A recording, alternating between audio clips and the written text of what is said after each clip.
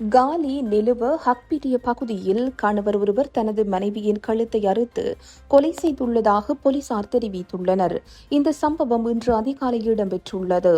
32 வயதுடைய 3 பிள்ளைகளின் தாயான மகாபடக்கி இஷாரா மதுமாலி என்பவரே இவ்வாறு உயிரிழந்துள்ளார். கொலை செய்யப்பட்ட பெண் தனது வீட்டிற்கு அருகில் உள்ள ஒருவருடன் தொடர்பு வைத்திருந்தமை காரணமாக கொலை இடம்பெற்றுள்ளதாக கூறப்படுகிறது. குடும்ப தகராறு காரணமாக கணவர் இந்த கொலையை செய்ததாகவும் தனது மனைவியின் துண்டிக்கப்பட்ட தலையை குறித்த பெண்ணுடன் தொடர்புடையதாக சந்தேகிக்கப்படும் நபரின் வீட்டு முற்றத்தில் வைத்ததாகவும் தெரிவிக்கப்படுகிறது.